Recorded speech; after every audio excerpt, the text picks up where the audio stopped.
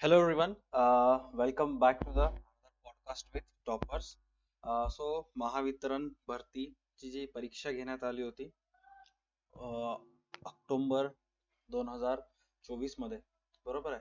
तर त्याचा निकाल जस्ट अनाऊन्स झालेला आहे आणि आपल्या DA2 अकॅडमीचे जे बॅच होती महावितरण भरती बॅच, त्याचे खूप सारे स्टुडंट्स जे आहेत ते सिलेक्टेड झालेले आहेत. तसंच त्या सर्व विद्यार्थ्यांसोबत आपण आज एक छोटंसं गुगल मीट सेशन घेणार आहोत, जेणेकरून काय त्यांचे थॉट्स आहेत ते आपल्याला जाणून घ्यायचे आहे. Okay.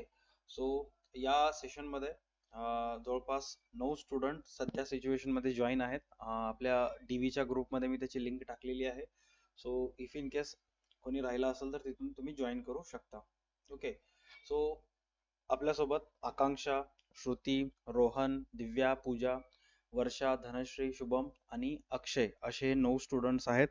So step by step आपण प्रत्येकांना विचारायला स्टार्ट करूयात. ओके. स्टार्ट करूयात आपण शुभम पासून. ओके शुभम, तुला माझा आवाज ऐकू येत आहे?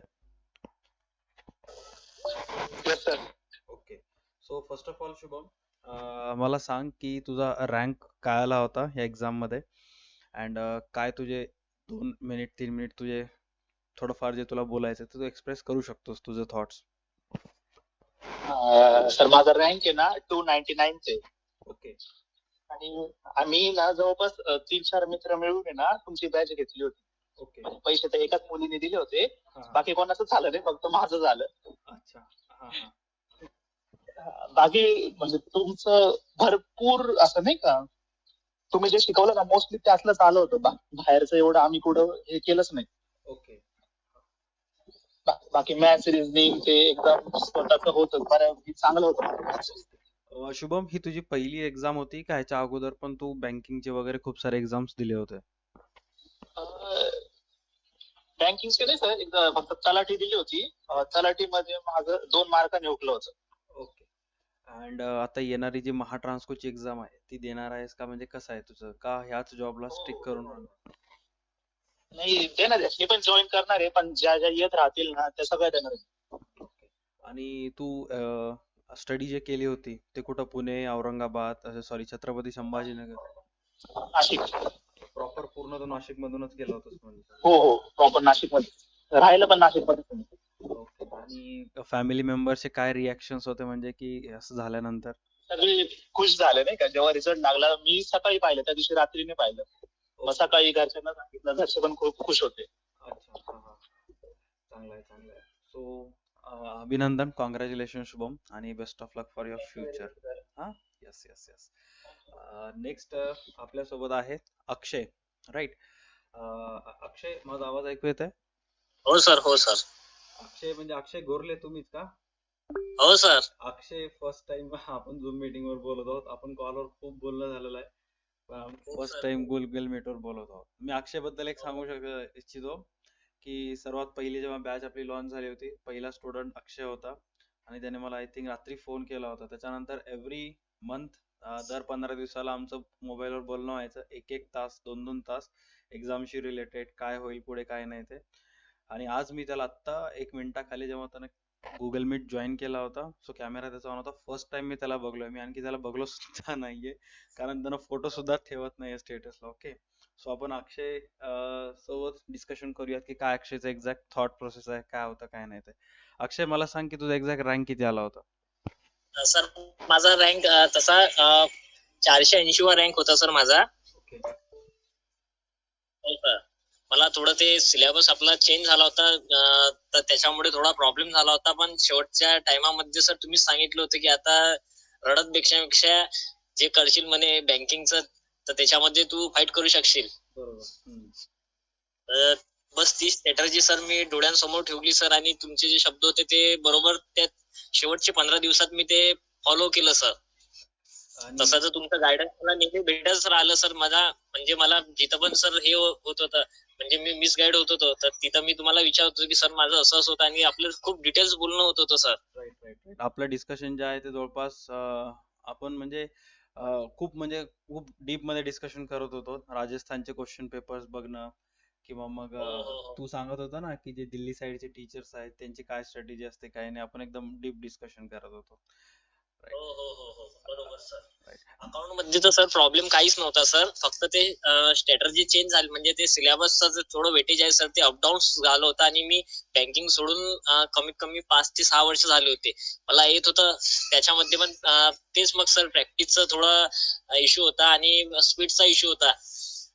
तर त्या कारणाने थोडं डिफिकल्ट गेलं. बट मी शेवटी केलं होतं. मग नंतर तुम्ही जे सांगितलं होतं की 15 दिवस आहे बघ म्हणे, तू असंच हे करत राहशील म्हणे, एक्सक्यूज देत राहशील म्हणे, त्यापेक्षा तू केलेलं बेटर. तर ते शब्द माझे तुमच्या लक्षात होते शेवटच्या दिवसापर्यंत सर. आणि जसं की आपलं बोलणं झालं होतं की तू सांगत होतास की 2016 ला सुद्धा ही महावितरणची एक्झाम दिली होतीस तू. Right sir, right. आणि तेव्हापासून 2016 पासून ते आता 2024 पर्यंत इन बिटवीन दिस तू किती एक्झाम्स दिलेल्या आहेत आणि काय काय त्याचा रिझल्ट होता, म्हणजे एक्झॅक्ट थोडक्यात सांगायचं असेल तर. सर मी महावितरणची दिल्यानंतर सर मी इथं लोकल बँकिंगचे क्लासेस जॉईन केले सर. त्याच्यानंतर ते 1 वर्ष गेल्यानंतर मी सारथी हे संकल्प एज्युकेशनला जॉईन झालो होतो संभाजीनगरला सर.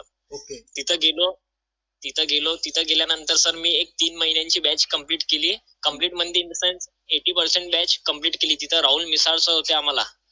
तर राहुल मिसाळ, हो राहुल सर होते आम्हाला कॉन फॅकल्टीला. आणि माझं सर्व टीचर लोकांसोबत डिस्कशन राहायचं नेहमी. आणि त्यांनी मला पर्सनली सांगितलं होतं की तू इथं राहा म्हणे. माझी हेल्थचा इश्यू आला, त्या कारणाने मी रिटर्न येत होतो. तर मी सरांना शेवटी भेटायसाठी सरांकडे गेलो. तर सर बोलले मला की तू 8 ते 9 महिन्यामध्ये बँकेमध्ये लागतो, तुझा परफॉर्मन्स चांगला आहे म्हणे, बेटर आहे तसं, जाऊ नको. पण मी फर्स्ट टाइम घर सोडून गेलो होतो आणि सर्व नवीन नवीन होतं आणि हेल्थ इश्यू खूप सिरियस केस मध्ये होत होते. त्या reason मी परत आलो. इथं स्टडी केल्यानंतर ती RRB ची एक्झाम माझी 2 मार्कांनी राहिली होती. मग पुन्हा रेल्वेच्या एक्झाम निघाल्या होत्या, तर रेल्वेच्या एक्झाम मध्ये गेलो. तिथं बॅच वगैरे जॉईन केली संकल्पची. तर ती सुद्धा एक एक्झाम 1 मार्कांनी राहिली होती माझी. मग परत सोडून पुन्हा आलो. NTPC वगैरे केलं. NTPC ची एक्झाम 5 मार्कांनी राहिली होती, कारण की माझी लँग्वेज चेंज झाली होती. मला हे माहितच नव्हतं. मी जो लॉकडाऊन मध्ये स्टडी केला होता, तर तो पूर्ण जो स्टडी होता सर, तर तो पूर्ण मी हिंदी मीडियम मधनं केला होता, सेंट्रल लेवलचा. आणि सायबर कॅफे वाल्याच्या एका मिस्टेकने मला तिथं गेल्यानंतर कळलं की आपला पेपर मराठीमध्ये आहे. तरी पण मी तिथं हे न करता, म्हणजे डिसअपॉइंटेड नव्हता. तिथं तो पेपर अटेम्प्ट केला आणि 5 मार्कांनी, म्हणजे मला खूप सारे क्वेश्चन इंग्लिश मध्ये ट्रान्सलेट करून बघावे लागत होते तिथं. अच्छा. त्याच्यामध्ये माझा वेळ जात होता. ओके. आणि आता ही जी एक्झाम निघाली आहे आणि मग हे एक्झाम क्लिअर, एवढ्या वर्षानंतर एक एक्झाम तू क्लिअर केली, फॅमिली मेंबर्सचं काय रिॲक्शन होतं म्हणजे एक्झॅक्ट? सर खूप हॅपी होते. म्हणजे फॅमिली मेंबरला तर मी इतकं म्हणजे माझ्या वडिलांनी मला इथपर्यंत शिकू दिलं, त्यांच्यासाठी शब्द नाही माझ्याकडे. आणि त्यांनी होप सोडली होती की आता हा कुठली, म्हणजे हा जातो एक्झामला देतो आणि 1-2 मार्कांनी राहतो. आरोग्य विभागात पण तसं झालं होतं. त्याच्यानंतर बँकिंगच्या एक्झाम, रेल्वेच्या एक्झाम, हा 2, 4, 5 मार्कांनी राहत आहे, हा कधी क्रॉस पण करू शकेल की नाही करू शकेल. बट मी प्रायव्हेट जॉब सोडून इकडे आलो. आणि माझा सिटिंग जॉब होता ऑफिसमध्ये, बॅक ऑफिसचा. मी तिथं सुद्धा अकाउंटंटच होतो. तर तो जॉब सोडताना सुद्धा माझ्या सिनियरनी मला खूप अपोज केलं होतं की तू नको जाऊ, तुझं सिटिंग जॉब आहे, होम टाउन जॉब आहे, तुझं एज आता खूप वाढत जात आहे, तू नाही करू शकशील. मला खूप लोकांनी डिमोटिव्ह सुद्धा केलं. बट तुमच्यासारखे टीचर भेटले सर, त्यांनी मला नेहमीच मोटिवेट करत राहिलो. आपलं 11:30-12 वाजतापर्यंत आपलं रात्री डिस्कशन चालायचं. त्यांनी मला वाटायचं की नाही सर, आपल्यासोबत कोणतरी आहे, म्हणजे आपण एकटं नाही आहे या याच्यामध्ये. तर त्याने ते होत गेलं. आणि नेहमी तुमचं मार्गदर्शन आणि तुम्ही जे बुक्स सांगितले ते व्यवस्थित करत गेलो सर. तुम्हाला मी हे सुद्धा सांगितलं की अकाउंटचा कसा पण कुठला पण पेपर आला तर मी तो क्रॅक करणार, म्हणजे करणार. इतक्या लेवल पर्यंत मी तयारी केली होती सर. हे तुम्हाला सुद्धा माहित होतं. तुम्ही मला स्वतः सुद्धा सांगितलं होतं की ओल्ड सिलेबसवर तुझा रिझल्ट डेफिनेटली आहे म्हणून. राईट, बरोबर. आणि आता नेक्स्ट टार्गेट जे आहे, फ्रँकली महा ट्रान्सपोर्टची एक्झाम देणार आहेस का नाही? डेफिनेटली देणार आहे sir. Right right right right. आणि याच्यामध्ये आता कम्पेअर टू अदर स्टुडंट जर सांगायला गेलं तर एज फॅक्टर खूप मॅटर करते या सगळ्या एक्झाम्स मध्ये, बरोबर? सो तुला असं वाटत होतं का की एज फॅक्टर मुळे कुठं ना कुठं तू मागे राहत आहेस? नाही सर, मला कधीच नाही वाटलं सर, कारण की एज फक्त हा एक नंबर असू शकतो सर.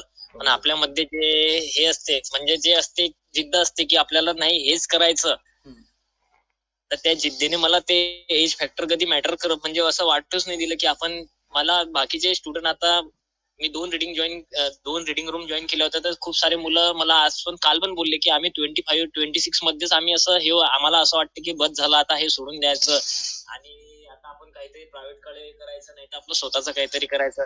पण सर आपल्याला करायचं असलं तर सर आपण कुठल्या पण एज मध्ये आपण त्याच्यामध्ये बसत असलो तर आपण करू शकतो सर. हे मी मी माझ्या एक्झाम्पल वरून तरी सांगू शकतो सर तुम्हाला. Correct correct. अक्षय, खूप खूप व्यवस्थित एकदम चांगलं वाटलं तुझ्याशी बोलून, आणि मी सगळ्या स्टुडंट पेक्षा तुझी जर्नी जास्त एकदम जवळून पाहिलेली आहे. सो हो पुन्हा सर, एकदा हो. वेळेस तुला कॉंग्रॅच्युलेशन्स. आणखी आपण खूप थँक्यू डिस्कशन सर. करूया त्याच्याशी रिलेटेड. ओके. सो हो सर, हो सर. आपल्याला ऑफलाईन फोनवर म्हणजे आपण डेली जे रेग्युलर कॉल करतो त्याच्यावर वेळेचं बंधन नसतं, इथं थोडस हो वेळेचं सर. आपल्याला बंधन आहे. ठीक आहे त्यामुळं सर, सर. राईट राईट हो राईट. सर. हा, sir. Okay, okay sir. Meeting continue कर, मला तुझी गरज हो पडेल सर. आणखी या मीटिंग मध्ये. हा, हो सर, हो सर, हो सर. चालेल सर. नेक्स्ट आपण क्वेश्चन विचारूयात एका स्टुडंट विद्यार्थिनीला, श्रुती वद्देवार. श्रुती, तुला आवाज ऐकू येत आहे? हो सर. श्रुती, 1 जानेवारीला बँकेचा रिझल्ट लागला, त्याच्यामध्ये सिलेक्शन. पुन्हा आता ह्या एक्झाम मध्ये सुद्धा सिलेक्शन. एका महिन्यात 2 सिलेक्शन. काय तुझं एक्झॅक्ट रिॲक्शन आहे याच्यावर? का 1 जानेवारीला जेव्हा रिझल्ट लागला तेव्हा तर मला म्हणजे वाटलं नव्हतं माझा 1 जानेवारी रिझल्ट येईल, कारण पेपर मला खूप हार्ड गेला होता, पण आला तो रिझल्ट. ओके. मग मी तेव्हा घरीच होते. हा हा. मग भारी वाटलं म्हणजे रिझल्ट आल्यावर. तो जे 1 जानेवारीला जो रिझल्ट लागला होता तो एक्झॅक्ट कोणत्या बँकेचा रिझल्ट होता तुझा? महाराष्ट्र ग्रामीण बँक मध्ये असिस्टंट म्हणून झाला.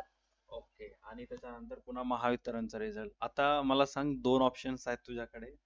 तू ह्या 2 ऑप्शन पैकी एक सिलेक्ट करणार आहेस का ऑप्शन नंबर 3 कडे जाणार आहेस? अजून मी 1 एप्रिलची वाट बघत आहे, तेव्हा पण माझे 2 रिझल्ट आहेत अजून. मग त्याची वाट बघायला, मग त्याच्यानंतर मी ठरवेन मग कुठं जायचं. आता हे जे डीव्ही ची प्रोसेस आहे हे तू कम्प्लीट करणार आहेस का? म्हणजे इथं 4-5 दिवसात डीव्ही प्रोसेस आहे. हो करेन, डीव्हीची प्रोसेस कंप्लीट करेन. Right right right. जे स्टुडंट्सला तुमचे जे एवढे स्टुडंट सिलेक्ट झालेले आहेत, तुमचं माझं जे इंटरॅक्शन आहे ते या 2024 मध्ये झालेलं आहे. बट श्रुती वद्देवारला मी आय थिंक 2017 पासून ओळखतो, कारण तिचे 11वी 12वी आपल्या ऑफलाईन सेंटरला होते. त्यानंतर 2019 मध्ये जेव्हा 12वी पास झाली त्यानंतर ग्रॅज्युएशनच्या वेळेस कोरोना लॉकडाऊन झालं, मग तिने बँकेची प्रिपरेशन केली. स्वतः श्रुती, ह्या एवढ्या 5-6 वर्षाच्या टाइम फ्रेम मध्ये तुला स्ट्रगल करायला लागलं, बरोबर? असं कधी वाटलं का की उगच उगच कॉमर्स घेतलं, सायन्स घेतलं तर बरं झालं असतं, असं कधी वाटलं का? जेन्युइनली सांगायचं. ओके. नाही नाही, असं मला एकही वेळेस वाटलेलं नाही, कारण कॉमर्समुळेच मला खूप फायदा झालेला आहे. अच्छा. हा म्हणजे म्हणजे असं एकही वेळेस वाटलं नाही की कॉमर्स कशाला घेतलंय म्हणून मी. हा. मग आणि त्याच्यानंतर हा हा, बोल बोल. त्याच्यानंतर बीकॉम केले. बीकॉम नंतर मग लगेच मी म्हणजे बॅचचे काही जण थर्ड इयरलाच असताना गेले होते संभाजीनगरला बँकिंग करायला. हा त्याच्यानंतर मग मलाही वाटलं मीच इथं राहिले म्हणजे माझ्यामध्ये कॅपेबिलिटी असून सुद्धा मी इथंच राहिले असं वाटत होतं. हा. पण त्याच्यानंतर ग्रॅज्युएशन झाल्यावर नंतर पण मी तिकडे गेले. मग 2 वर्षात आला माझा रिझल्ट. राईट. Just 1 second. हा, जस्ट 1 सेकंड, एक दोघाला ऍड करतो मी. ठीक आहे. हॅलो.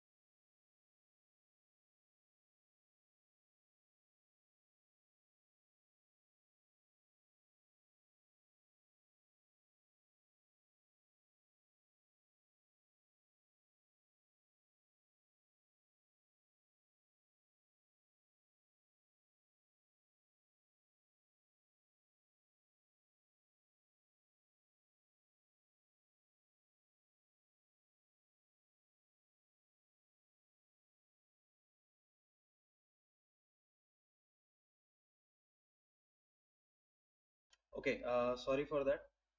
श्रुती, आवाज ऐकू येत आता?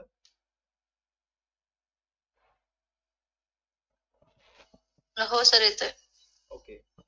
माझा नेक्स्ट क्वेश्चन तुला असं होतं की फॅमिली मेंबर्स एक्झॅक्ट रिॲक्शन काय होतं? 1 जानेवारी रिझल्ट आला तेव्हा का? हा. हा, म्हणजे खूप आनंद झाला त्यांना. म्हणजे प्रत्यक्षात मी बघितले होते, म्हणजे मलाही खूप चांगलं वाटलं. म्हणजे सगळ्याच्या खूप आनंदी होते सगळे माझा रिझल्ट आला, कारण त्यांना खूप दिवसापासून वाटत होतं, कारण मला प्रिपरेशन करून 2 वर्ष झालं होतं. हम्म. मग त्यांना वाटलं होतं, गेल्याच वर्षी माझे 4 रिझल्ट होते फायनल, पण एकही नाही आला. म्हणजे सगळे प्री मेन्स इंटरव्ह्यू दिलेला, पण एकही रिझल्ट आला नव्हता. हम्म. तेव्हा वाटलं होतं मला होईल का नाही, पण माझ्या घरच्यांनी मला खूप सपोर्ट केलं. एवढी इथपर्यंत आलीस, परत होईल तुला. Yes, मग yes. परत मी सुरुवातीपासून स्टार्ट केलंय हम्म. आणि त्याचा रिझल्ट आला, मग सगळ्यांना खूप चांगलं वाटलं. मग तुझं जे रँक आला होता, ओके, आय थिंक 266 आहे का 260 आहे? 266 आहे. ओके. त्याचं थोडंसं मला सांग की तिथं फक्त तुझं नाव श्रुती म्हणूनच आलेलं आहे. वडिलाचं नाव किंवा आडनाव आलं नाही. त्याचं रिझन काय एक्झॅक्ट? म्हणजे जेव्हा मी फॉर्म भरते वेळेसच मी फक्त माझं नाव टाकलं होता, मिडल नेम किंवा सरनेम नाही टाकला. म्हणजे मला तेवढं लक्षातच आलं नाही. बर. मग जेव्हा मला एक्झाम सेंटरला पण गेले, तेव्हा विचारण्यात आलं होतं. मग तेव्हा पण माझं आधार कार्ड वगैरे ते चेक करून मग नंतरच मला एक्झामिनेशनला बसायला दिलं होतं. मग तिथं किती वेळ म्हणजे ह्याच्या सगळ्या प्रोसेस मध्ये गेला होता? काही प्रॉब्लेम तर झाली नाही ना म्हणजे एक्झॅक्ट? नाही, म्हणजे थोडा वेळ ते महावितरणच्या ऑफिसचे ते सर ते बघितले होते. म्हणजे डायरेक्ट त्यांनी मला एंट्री दिली नव्हती. मग थोडा वेळ आधार कार्डचा ते फोटो ते काढून घेऊन मग ते त्यांच्याकडे म्हणजे प्रूफ म्हणून त्याच्यात ते काढून ते घेऊन मग त्याच्यानंतर मला 10 मिनिटांनी मग मध्ये जाऊ दे. Right. So once again congratulation Shruti. I hope की 1 एप्रिलचा पण रिझल्ट तुझ्याच फेवर मध्ये लागू दे. ओके, लास्ट क्वेश्चन, महाट्रान्सकोची एक्झाम देणार आहेस की नाही? सर, मी त्याचा फॉर्मच नाही भरला. अरे म्हणजे आणखी ओपन वगैरे नाही झालेले आहेत, बट देणार आहेस झालं की का? नाही? झाले नाही आहेत आणखी ओपन वगैरे? हो का? म्हणजे नाही देणार सर. Okay, great. चालेल. Best of luck Shruti. Okay. हो, थँक्यू. नेक्स्ट आपण क्वेश्चन विचारूयात. वैभव सर, तुम्हाला आवाज ऐकू येत आहे का वैभव?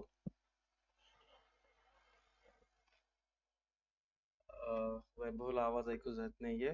थांबूयात आपण 2 मिनिट. ओके. दिव्या अहिरे. दिव्या?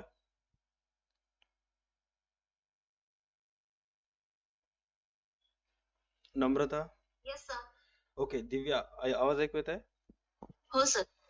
दिव्या, टेल मी, तुझा रँक कितवा आला? तू आतापर्यंत कोणते कोणते एक्झाम्स दिलीस? हे तुझी किती वेळ होती? काय नाही? काय सांगू शकशील? सर माझं हो रँक 185 आलाय आणि मी बँकिंगच प्रिपरेशन करत होती. म्हणजे 2 वर्षापासून मी दिले. लास्ट इयर माझे प्री निघाले होते, पण मेन्स निघाला नाही. ओके. आणि एक्झॅक्ट कुठून म्हणजे कुठं प्रिपरेशन करत होतीस तू? कोणत्या लोकेशन वरून? नाशिक.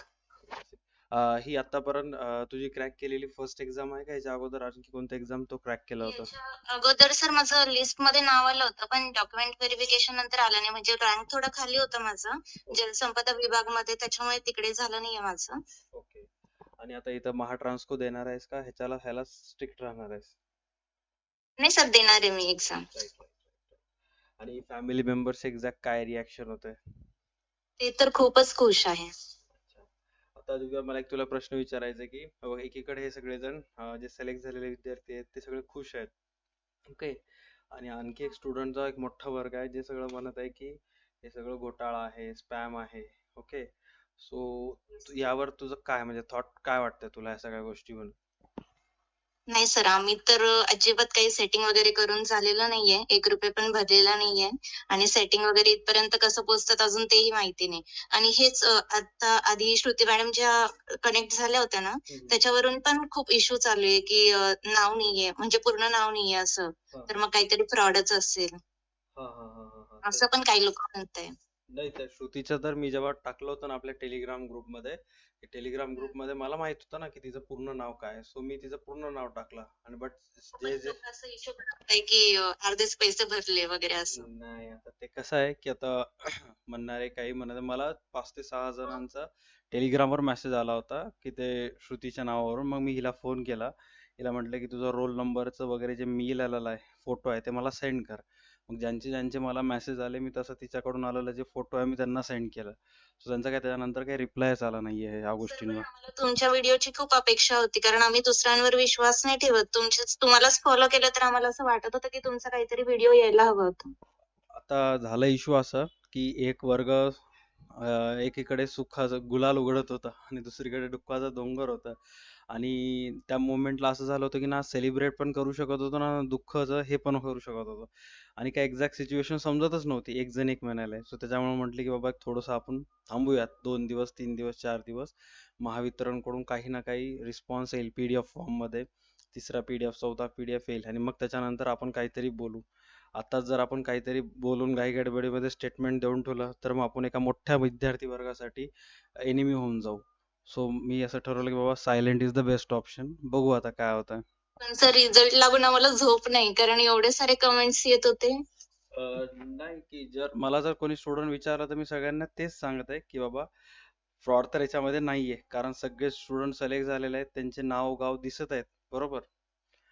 आता झालं असं इथं असं की जे अकाउंटची प्रिपरेशन करणारा एक मोठा वर्ग होता, तो इथं मागे पडलाय.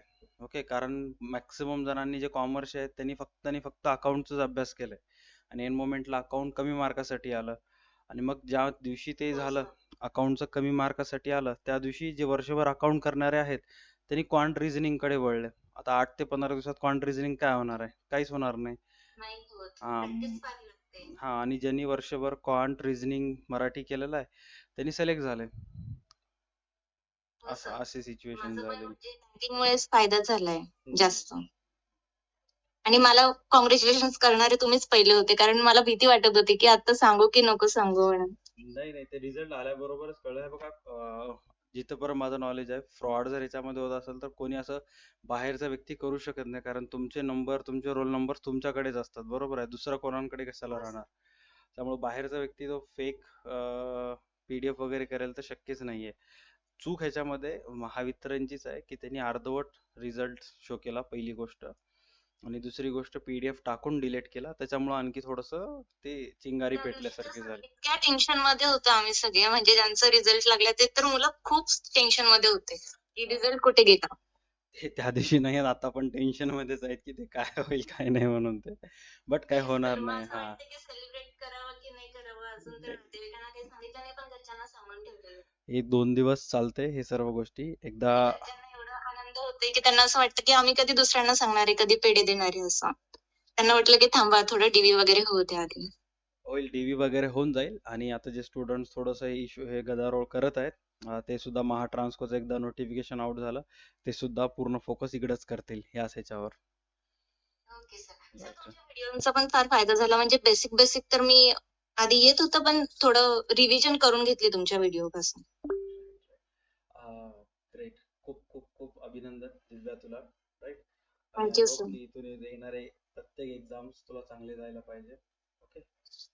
Okay thank you. धनश्री, धनश्री आवाज ऐकू येतोय?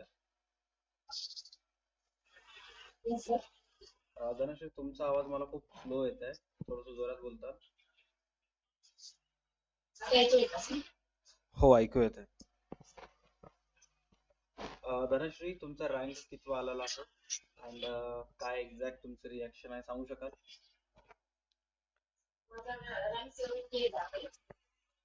धनश्री, आवाज थोडासा ना तुमचा असं ऐकू येत आहे, घुमत आहे. आता येतो का? येस येस येस, आता एकदम क्लिअर येत आहे. हा, बोला. माझा रँक 78 आहे सर. अच्छा, 78 रँक आलेला आहे.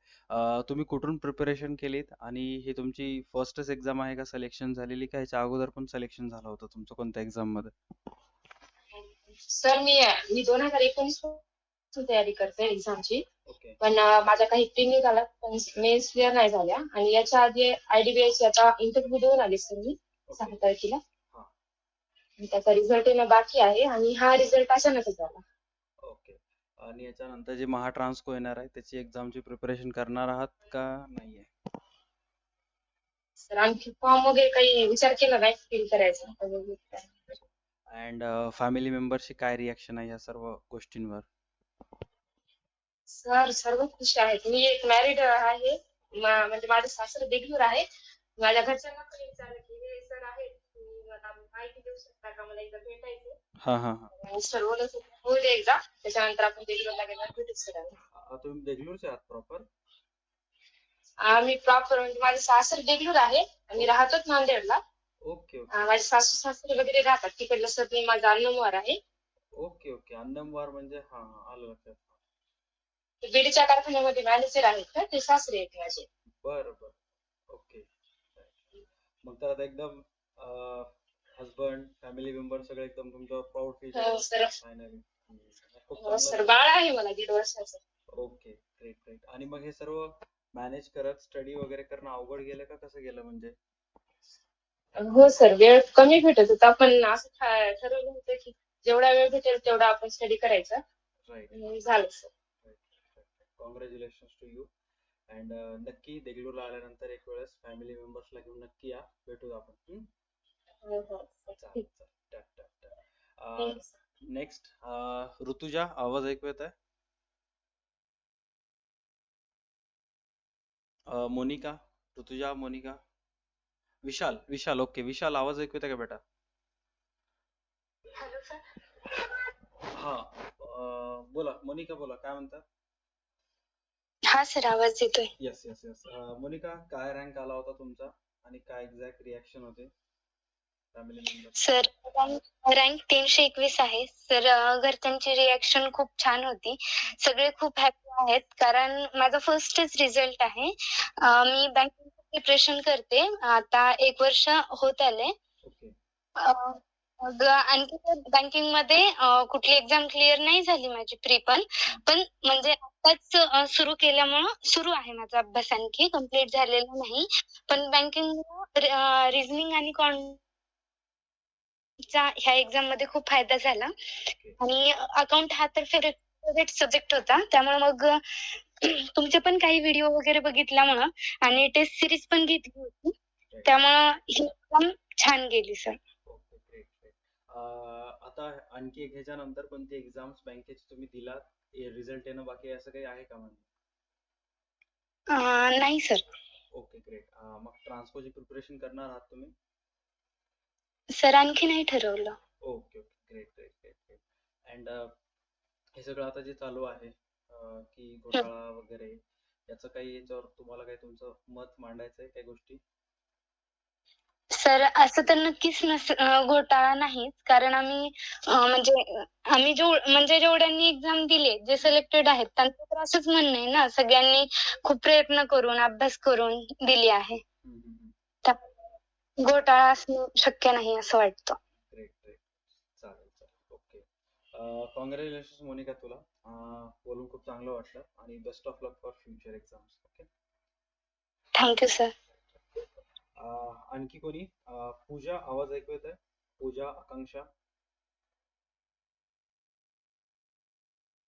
वैभव,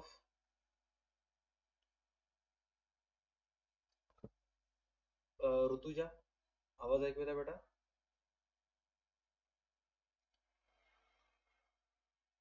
रवीना सुद्धा आपल्यासोबत जोडलेली आहे. रवीना. ओके, नम्रताचा हँड रेज झालेला आहे. Namrata. Yes sir. Yes yes yes. Namrata, first of all तुमचं इंट्रोडक्शन द्या पूर्ण आणि काय रँक आला होता ते सांगू शकाल? मी सातारा मधून भरलेला ओके फॉर्म आणि माझी 325वी रँक आली. ओके, 325 रँक आहे. नम्रता, याच्या अगोदर कोणती एक्झाम्स वगैरे तुम्ही दिली होती काय बँकिंगची एक्झाम देते मी सध्या. त्याच्यात मग मी हा पण फॉर्म भरलेला, त्याच्यामुळं. आणि फॅमिली मेंबरची काय एक्झॅक्ट रिॲक्शन होती जेव्हा कळालं की बाबा मुलीला जॉब लागलेला आहे किंवा सिलेक्शन झालेलं आहे? फर्स्ट रिझल्ट असल्यामुळं खूप खुश होते. ओके. अँड त्याच्यानंतर म्हणजे अपार्ट फ्रॉम दिस एक्झाम आणखी कोणत्या एक्झामची करंट सिच्युएशन मध्ये प्रिपरेशन चालू आहे का म्हणजे तुमची, किंवा कोणती दिलेली आहे का? बँकिंग. ओके. आणि आता जे ट्रान्सकोचे एक्झाम्स येणार आहेत, सो त्याच्याशी रिलेटेड काय तुमचं ओपिनियन देणार आहात का नाही? नाही अजून काही तसं हे नाहीये. ओके. अँड टीव्हीशी रिलेटेड काय प्रिपरेशन वगैरे झाली आहे तुमची नाही, किंवा कुठं अडचण वगैरे आली का म्हणजे? पण नाही म्हणजे एसीबीसी मधून झालेलं आहे ओके. माझं. त्याच्यासाठी एकच ते डॉक्युमेंट लागतं ना, म्हणजे ते सर्टिफिकेट. त्याच्यावरती ए आणि बी मध्ये आहे तो. ओके. मला एक प्रश्न विचारायचा आहे की आता हे महावितरणची जी MSCB ची एक्झाम होती, ओके, जवळपास तुम्ही डिसेंबर 23 मध्ये एक्झाम अनाऊन्स झाली, मे बी जानेवारीपासून तुम्ही अभ्यास करायला स्टार्ट केलं, ऑक्टोबर महिन्यामध्ये एक्झाम झाली, बरोबर? म्हणजे जवळपास 8 ते 9 महिन्याचा कालावधी होता. सो या 9 महिन्यामध्ये तुम्हाला अशी काय अडचणी आली, आणि मग त्या आलेल्या अडचण तुम्ही कशा पद्धतीने दूर केल्यात? अभ्यासाशी रिलेटेड असू दे किंवा बाकी गोष्टीशी रिलेटेड असू दे, म्हणजे फेस कसं केलं? फर्स्ट ऑफ ऑल तर मी म्हणजे मला माहित पण नव्हते स्टार्टिंगला फॉर्म सुटलेले वगैरे. सेकंड टाइमला त्यांनी एक्सटेंड केलेली डेट ना, त्यावेळेला मी आय थिंक मार्च एप्रिल मध्ये फॉर्म भरलेला. आणि मग त्याच्यानंतर मी थोड्या वेळ असं म्हणजे मॅथ्स रिझनिंग होतं, पण माझ्या अकाउंटची रिव्हिजन मारण्यासाठी माझ्याकडे काही सोर्स नव्हतं. युट्यूबला वगैरे तुमचे लेक्चर्स बघितले, पण मग नंतर तुमचं हे घेतलेले क्लासेस घेतलेले अकाउंटचे, आणि मग तेच फॉलो केले. आणि नंतर तर मग बँकिंगचं होतच, त्याच्यामुळे रिझनिंग आणि मॅथ्सची प्रॅक्टिस होते. त्याच्यामुळे काही प्रॉब्लेम नाही आता. सो कॉंग्रॅच्युलेशन्स तुला and best of luck for future. Okay. आता हा व्हिडिओ 1 वर्षानंतर, 2 वर्षानंतर, 4 वर्षानंतर तुझ्या पेक्षा जे कमी वयाचे आहेत ज्युनियर्स ते बघतील. सो त्यांना काय सजेशन्स देशील की बँकिंगची एक्झाम जर करत असतील किंवा क्वांट रिझनिंग आणि अकाउंटची प्रिपरेशन करत असतील, तर क्वांटचा अभ्यास करण्यासाठी थोडक्यात एका वाक्यात क्वांट जर परफेक्ट करायचं असलं तर काय करायला पाहिजे नेमकं? प्रॅक्टिस. आणि रिझनिंग करण्यासाठी? रिझनिंग साठी पण प्रॅक्टिस. एक तर पहिली गोष्ट कन्सेप्ट क्लिअर करून मग नंतर प्रॅक्टिस करायला चालू करायची. कन्सेप्ट क्लिअर पाहिजे त्याच्यासाठी. आणि तुमचं जे 1ली ते 10वी पर्यंत जे शिक्षण झालंय ते पूर्ण मराठी मीडियम मध्ये होतं का इंग्लिश मीडियम मध्ये होतं? नाही, सेमी होतं, गावाकडेच झालं. गावाकडे. मग असं कुठं वाटलं नाही का की इंग्लिश असं बॅरियर ठरलं नाही का तुम्हाला, की अडचण ठरली नाही का की यार माझं इंग्लिश खूप कच्चं आहे, समजत नाही, अवघड जात आहे, असं काही झालंय का सुरुवातीला? नाही, म्हणजे तसं मॅथ्स माझा प्लस पॉइंट होता.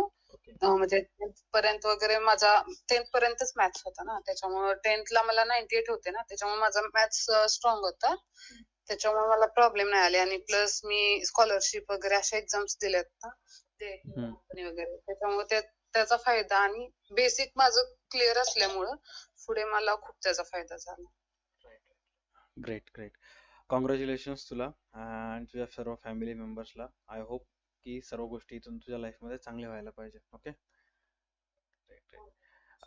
नेक्स्ट एनीवन कोणी असेल तर हँड रेस करू शकता, कोणाला काही बोलायचं असलं तर. अच्छा, श्रुती पण एक हँड रेस केलेला आहे. धनश्री, आपलं बोलणं झालेलं आहे का धनश्री? आवाज ऐकू येतोय? हो sir. Yes yes. Akanksha. Sir एवढं सांगायचं आहे मला. धनश्री एक सेकंड. एक second. Akanksha. Hello sir. Yes yes yes. Hello sir. Akanksha Dhanashree सोबत बोलणं झाल्यानंतर तुला बोलेन. ओके. धनश्री बोल बेटा. कोणीही प्रिपरेशन करताना लग्न झालं मुलीचं आणि माझं एज्युकेशन झालं, वय झालं, याचा न विचार करता स्टडी आपली कंटिन्यू करावी. आज न उद्या सक्सेस भेटतेच. एवढंच मी त्यांना सांगेन. धनश्री, तुझं रँक किती आलेला आहे आणि तू कुठून प्रिपरेशन करत होतेस? 78 आहे सर माझा रँक. हा, right right right. Great. Okay okay okay. Great great. Akanksha. Hello sir.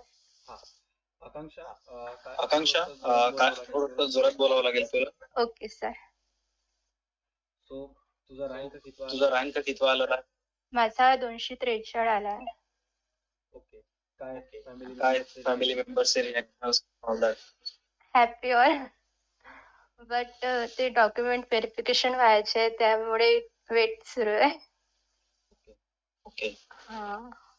And and एक काम कर, मी एक काम कर, मी जेव्हा प्रश्न विचारताना तू म्यूट कर, तू म्यूट कर, माझा आवाज कारण ते माझा आवाज मला ओके. मी अगोदर तुला सर्व प्रश्न विचारून घेतो, मग तू स्टेप बाय स्टेप त्या सर्व प्रश्नाचे आन्सर दे. तू तुझं रँक सांगितलीस, तुला तर सांगायचं की याच्या अगोदर कोणते कोणते एक्झाम्स तू दिली होतीस, काय नाही त्याचा रिझल्ट काय आला, त्यानंतर महा ट्रान्सफरची प्रिपरेशन करणार आहेस का नाहीस, या दोन गोष्टीचा प्रॉपर पद्धतीने आन्सर दे. मी आधी बँकिंगची प्रिपरेशन करायची. मी नागपूरची आहे आणि बँकिंगमध्ये माझा प्री निघायचा बट मेन नाही. आणि मी त्याच्या आधी पण SSCची द्यायची स्टेनोग्राफर. माझी फर्स्ट एक्झाम होती. बट तिकडे जायचं होतं मग मी इकडे वळली बँकिंगमध्ये मीन्स येत होत नव्हतं तर मग मी हे ट्राय केले. आधी माझी फर्स्ट नगर परिषदची होती. ती माझी झाली नाही. माझ्या म्हणजे काही आयडियाच नव्हती माझी फर्स्ट टाइम मी जेव्हा केलं होतं तेव्हा. आणि मग नंतर मला समजलं सिलेक्ट डायबेस वगैरे. मग हे जेव्हा वेकेन्सी आली मग मीला टार्गेट केलं आणि याचीच मी प्रिपरेशन केली. मी YouTubeवरून जास्त प्रिपरेशन केली. एक तुमच्या पण YouTubeवरून केली आणि एक मॅम आहे पूजा सिंग म्हणून. ती आय थिंक UPची आहे. ती खूप मस्त छान आणि शिकवलं. प्रत्येक सिलेबस क्लिअरली शिकवत होत्या त्या आणि MCQ पण होते. खूप वर्ष आधीचे. मी तेच केले. 4 वर्ष आधीचे होते व्हिडिओ सगळे तरी मी तेच केले. आणि अशी मग MCQ वगैरे ॲप डाउनलोड वगैरे करून आणि मी MCQ लिहून पण ठेवले होते. मला माहित होतं म्हणजे एक्झाम कधी पण होऊ शकते. जसं नगर परिषदमध्ये झालं होतं मला ॲक्चुअली टाईमच नव्हता कळला होता एक्झामचा आणि एक्झाम अचानकपणे आली होती. ते पूर्ण घाबरल्यासारखं होतं म्हणजे याचा अनुभव होता मला आधी. नंतर मग मी डिसाईड तेव्हाच केलं होतं डिसेंबरमध्ये मी पूर्ण MCQ वगैरे लिहून ठेवले होते. आणि जेव्हा हे आलं तर फक्त मग मी रीडिंगच केलं. आणि महाराष्ट्र मी करणार आहे. अजून डिसाईड नाही केलं आहे बट बघेल. Right right right great. Akanksha, congratulations to you. And आणखी काही मेसेज जे तुझ्या ज्युनियर्सला देऊ शकशील किंवा इथून पुढे जे एक्झामची प्रिपरेशन करणार आहेत त्यांना सांगू शकशील काय म्हणजे असं होतं की खूप साऱ्या एक्झाम असतात आपण इकडे तिकडे वळतो बट आपल्याला म्हणजे एक कोणती एक्झाम टार्गेट करायची आणि ती जर व्यवस्थित केली तर नक्कीच मीन्स येऊ शकते. आणि कोणत्या कोणत्या एक्झाम मध्ये नाही झाला तर मग दुसऱ्या युटर्न पण घेऊ शकतो जे बेस्ट ऑप्शन वाटलं. That's it. Great great. Akanksha, खूप चांगलं वाटलं तुला बोलून आणि best of luck for your future. Thank you sir. Shruti, तू आता एक हँड रेज केली होतीस, काही बोललं नाही का? हो सर. बोला ना. ते जो घोटाळाचा प्रकार जो म्हणतात सगळे ते जी महावितरणची जी एक्झाम घेतली आहे ती IBPS ने घेतली आहे. म्हणजे IBPS घेतली म्हणजे घोटाळा होण्याचा 0% चान्स आहे. जर बाकीचं कोणतं TCS वगैरे घेतले तर म्हणू शकलो असतो की घोटाळा झाला असेल. पण आम्ही जेव्हा केले होते तिथं संभाजीनगरला म्हणजे मी राहत होते करत आणि प्युअरली स्ट्रिक्टली सगळं चेक करत होते तिथं. म्हणजे काहीच जाते वेळेस तुला काहीच घेऊन जाऊ पूर्ण ट्रान्सपरंट पेन असो बॉटल असो काही असो म्हणजे केले होते. मला सुद्धा वाटलं नव्हतं का महावितरणचं होईल पण ते IBPS जेव्हा कोणती एक्झाम जे IBPS घेतले ते पूर्ण एकदम स्ट्रिक्टली जसे बँकिंगचे एक्झाम घेतले होते तसंच महावितरणची पण घेतली होती. मला नाही वाटत घोटाळा वगैरे झाला असेल. आणि जो माझा विषय माझं नाव टाकले ते मी ऍप्लिकेशन जेव्हा भरत होते मी तेव्हा फक्त माझं नावच टाकले. माझ्याकडे अजून पण ते ऍप्लिकेशन फॉर्म डाउनलोड केलेला आहे. म्हणजे मी जेव्हा फॉर्म भरले ते तो पण मी म्हणजे शेअर करू शकते म्हणला तर. एवढं काही नाहीये त्याच्यामध्ये. कसं आहे की काही गोष्टी आता कसं जेव्हा एखादी ठिणगी निघते घोटाळा म्हणून आता त्यावेळेस प्रत्येक गोष्ट घोटाळा दिसते. बॅकग्राऊंडचा लोगो असू दे, सिग्नेचर असू दे किंवा नाव असू दे, असं काही नसते. चिल करायचं, जास्त ताण घ्यायचं नाही. आणि सर्व जे विद्यार्थ्यांचा पण जे संभ्रम होत आहे मनामध्ये की बघ साधी सिंपल लॉजिक आहे. ओके, तू सिलेक्शन झालीस म्हणून तुला असं वाटतंय घोटाळा नाहीये, बट असे खूप सारे जण आहेत की जे सिलेक्ट झाले नाहीयेत. बरोबर. ते त्यांच्या प्रत्येक जण आपापल्या परीने योग्य आहे. आता कोण योग्य आहे कोण अयोग्य आहे हे IBPS ठरवतो. आणि महावितरण बरोबर ठरवेल. ओके, PDF लॉन्च करून. त्यामुळे आपण थोडंसं वेट अँड वॉच करायचं सध्या सिच्युएशनला. ग्रेट.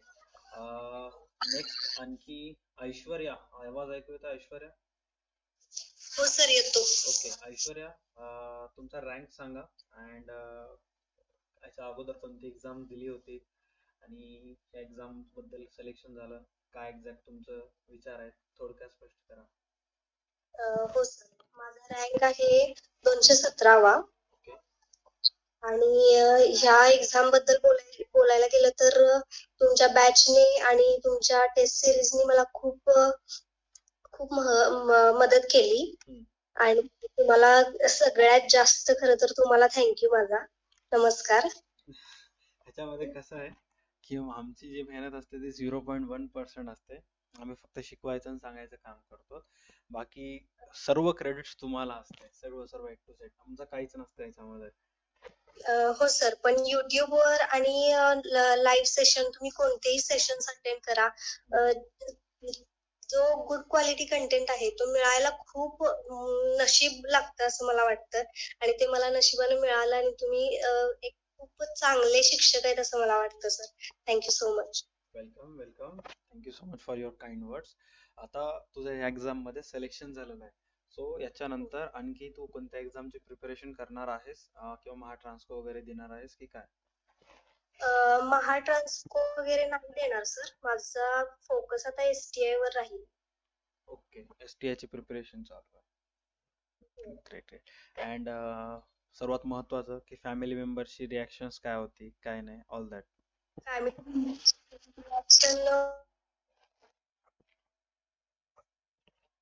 रिझल्ट समजल्यानंतर मी वरून खाली आले, मग गोपांच्या पाया पडल्यानंतर त्यांना कळेनाच की नेमकं हिला काय झालंय. मग ते एकदम सगळे रडायला लागले. मग भावाला सुद्धा समजलं नाही, तो साईडलाच बसला होता. त्यानं मोबाईल मध्ये सगळं कॅप्चर करून घेतले, ते व्हिडिओज वगैरे आहेत आणि खूप छान आता प्रतिसाद मिळालाय. ज्यांना मला शिकवायचं नव्हतं ते लोक मला अप्रिशिएट करतात की मुलीने करून दाखवलं म्हणून. म्हणजे तुमच्या फॅमिली मेंबर्सला असं वाटत होतं की तुम्ही जास्त शिकू नये असं म्हणायचंय का? नाही, माझ्या फॅमिली मेंबर्सना, माझ्या मम्मी पप्पांना असं वाटत होतं की माझ्या मुलीने खूप शिकावं, पण जे शेजारी किंवा नातेवाईक आहेत त्यांना अजिबात असं वाटत नव्हतं की मी पुढे जाऊन काहीतरी करावं किंवा माझ्या पायावर उभं राहावं, असं कधीच वाटलं नाही. त्यामुळं हे जे सक्सेस आहे ते माझ्यासाठी खूप महत्वाचं आहे आणि ते आता सेलिब्रेशन त्याचं अजूनही चालू आहे. चांगली गोष्ट आहे, सेलिब्रेशन थांबता कामा नये. ओके, सेलिब्रेशन तर चालायलाच पाहिजे. पण आता हे जे सगळे बाहेर रूमर्स आहेत याच्यावर तुला काही म्हणजे स्वतःची काही टिप्पणी द्यायचं आहे, काय बोलायचं आहे का सायलेंट राहायचं? हा, मला नक्की सांगायला आवडेल की स्टुडंट्सना सांगायला आवडेल की ह्या रूमर्स कडे अजिबात लक्ष न देता आपलं प्रिपरेशन आपण थांबवायला नसायला पाहिजे आणि फोकस वेनी आपण जायला हवं. आणि ते APJ अब्दुल कलामांचा एक कोट मला आठवतो की difficulties are don't come to destroy you but to help you. Release your hidden potential and power. Let difficulties know that you too are difficult. त्यामुळं तुम्ही डिफिकल्ट आहात त्या डिफिकल्टींसाठी ते दाखवून द्या त्या सगळ्या डिफिकल्टीजना, असं मला वाटतं. चांगलं आहे, तुझं जे पॉझिटिव्ह अप्रोच आहे हे पाहून खूप आनंद झाला. सो ऑलरेडी तुझ्यासोबत बोलणं झालेलंच आहे, तू एक्झाम दुसरी देणार नाहीयेस, बट तुला प्रेरित पाहून तुझ्या फॅमिलीमध्ये कोणी लहान मुलं वगैरे असतील किंवा खूप सारे तुझे ज्युनियर्स आजूबाजूला असतील, सो त्यांना काय मेसेज देशील की या स्पर्धा परीक्षेच्या युगात जर टिकायचं असेल, MPSC असू दे, UPSC असू दे, कोणतेही बँकिंग सेक्टर असू दे, सो काय कोणते 2 ते 3 गोष्टी महत्वाच्या आहेत की जे असेल तर मग शुअर शॉट सक्सेस आहे? हा, पहिली गोष्ट म्हणजे तुम्हाला हे जाणून घ्यायचं आहे की कोणतीही एक्झामची प्रिपरेशन करत असताना तुम्ही त्या एक्झामला नेमकं ती एक्झाम आपल्याकडून काय अपेक्षा ठेवते ते अगोदर सगळं सर्चिंग करायला हवं. ते समजलं की आपलं 50% काम होऊन जातं, कारण ऑलरेडी आपल्याला माहिती असतं की त्या एक्झाम मध्ये काय काय विचारलं जाणार आहे. अभ्यास करताना खूप साऱ्या गोष्टी असतात, पण त्यातला महत्वाचा जो पॉइंट आहे ज्याच्यावर आपल्याला फोकस करायचा आहे. सगळंच महत्वाचं असतं तसं, पण सगळ्यात जास्त जे महत्वाचं आहे त्याच्यावर फोकस कसा करायचा आणि काय ह्याच्यावरती ध्यान द्यायला पाहिजे. दुसरी गोष्ट म्हणजे आपण एक्झाम देतो ते कोणालाही न सांगता खरं तर द्यावं, कारण माझा नजरेवर खूप असा विश्वास आहे, कारण मी ते अनुभवलेलं आहे. आणि तिसरी गोष्ट म्हणजे एक्झाम दिल्याच्या नंतर जरी तुम्हाला फेल्युअर आलं तरी तुम्ही डगमगून न जाता तुम्ही नव्यानं सुरुवात केली पाहिजे. आणि चौथी गोष्ट म्हणजे आपल्याला रडता आलं पाहिजे, कारण त्यातून आपण एक पॉझिटिव्ह वाईब्स आपल्याला येतात की हा ठीक आहे, फेल्युअर झालं ना ठीक आहे, एक रात्र रडा तुम्ही, सगळं निवळतं आणि दुसऱ्या दिवशी सकाळी नव्यानं पुन्हा आपल्या अभ्यासाला सुरुवात करा. असं नको की 4 दिवस गॅप ठेवूया, चला आत्ताच एक्झाम झालीये, नाही. तसं न करता आपण कन्सिस्टंट वेने अभ्यास केला पाहिजे. जोवर सक्सेस मिळत नाही तोवर त्याचा पाठलाग करणं हे विद्यार्थ्याचं खूप महत्वाचं काम आहे. Great great great. मी एक्सपेक्ट केलं नव्हतं हे तू 3 पॉइंट सांगशील, पण खरंच तू खूप भारी भारी पॉइंट सांगितलेले आहेस आणि मी सुद्धा हे अवलंब करेन हे 3 पॉइंट्स. राईट. ग्रेट. सो खूप खूप खूप चांगलं वाटलं तुझ्याशी बोलून. सो एक्सपेक्टेशन असतील की तू लाईफमध्ये खूप पुढे जा, आणखी आम्हाला 1-2 वर्षानंतर STI चा इंटरव्ह्यू घ्यायचं तुझं चान्स मिळू दे. ओके. नक्की सर, तुमच्या आशीर्वादाने होईल सगळं. Yes yes yes. Great great great. Krishna join झालेले आहेत. कृष्णा, आवाज ऐकू येतोय तुम्हाला? पूजा सोबत सुद्धा बोलणं झालं नाहीये. नितेश जॉईन झालेले आहेत. नितेश, आवाज ऐकू येतोय नितेश?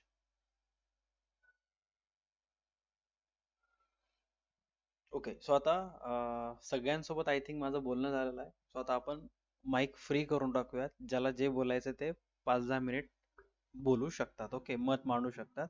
फक्त मत मांडत असताना मेक शुअर करा की दुसरं कोणी बोलत असताना तुम्ही मध्ये इंटरप्ट नाही करणार. ओके. So all yours. बोला, कोणालाही जे काय बोलायचं मत मांडायचं ते मांडू शकता. हॅलो. हा, बोला.